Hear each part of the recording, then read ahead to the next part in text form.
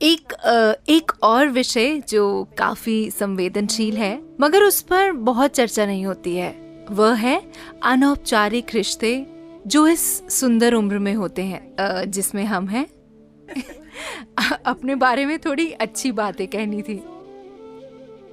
आजकल लोग शारीरिक संबंध बनाते हैं लेकिन इन रिश्तों में ज्यादा भावनाएं नहीं होती।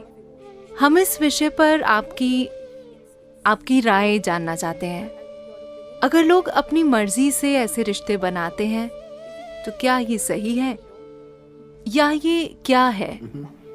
क्या मैं एक चुटकुला सुना सकता हूँ? बिल्कुल, मुझे चुटकुले पसंद हैं। एक मिसेस भाटिया थी। कोई भाटिया तो नहीं है? मैं नाम बदल सकता हूं। एक मिसेस भाटिया थी जिनकी शादी की 50वीं वर्षगांठ थी।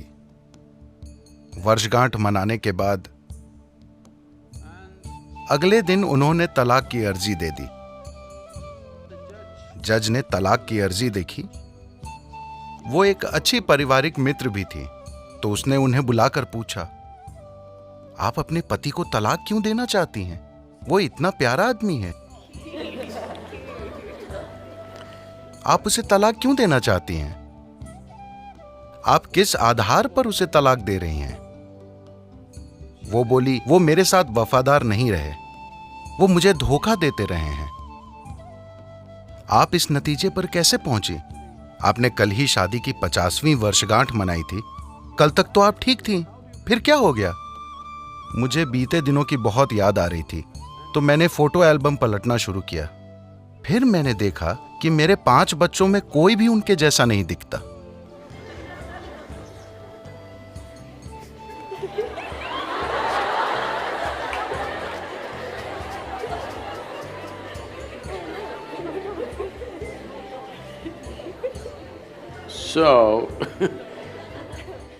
देखिए, अभी क्या आपको याद है कि 10 पीढ़ी पहले आपकी दादी की दादी की दादी कैसी दिखती थी? नहीं, मगर उनकी नाक अभी आपके चेहरे पर मौजूद है। आपके शरीर को याद है, हाँ या ना?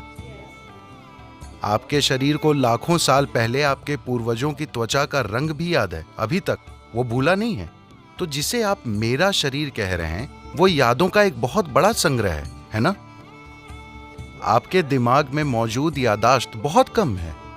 आपके शरीर में मौजूद यादाश्त, उसमें क्रमिक विकास की यादें हैं, जेनेटिक यादें हैं, कर्म की यादें हैं, व्यक्त और अव्यक्त स्तर की यादें हैं, ढेर सारी यादें हैं।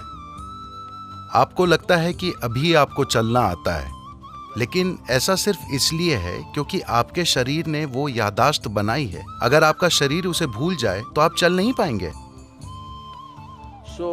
इतनी यादें, आप जो छोटी से छोटी चीज करते हैं, आप जानते हैं कि क्या खाना है क्या नहीं खाना है, उसे मुंह में डालना है कान में नहीं।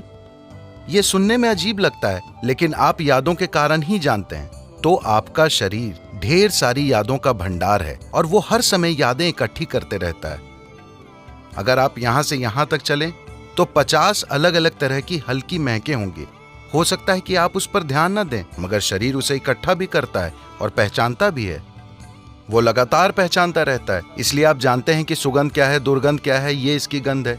आप आवाज, गंध वगैरह के अलग अलग पहलुओं को पहचानते हैं, क्योंकि ये प्रक्रिया लगातार चलती रहती है।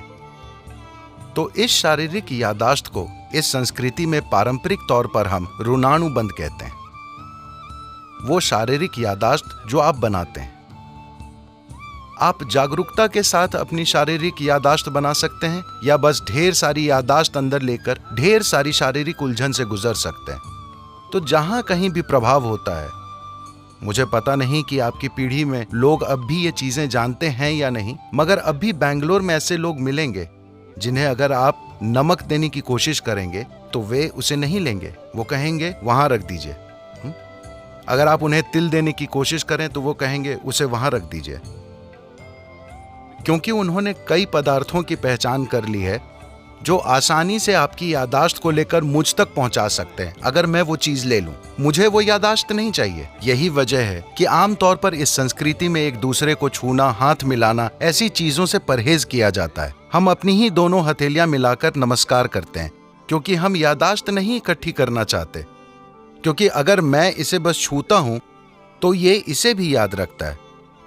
आप अपने 4 दोस्तों के साथ इसे आजमा कर देखें। आप उनके हाथों को छुएं, याद रखने की कोशिश ना करें। हर दिन बस उनके हाथ छुएं और भूल जाएं। कल अगर वो आकर आपको छूता है, आप जानते हैं कि ये उसका हाथ है ना?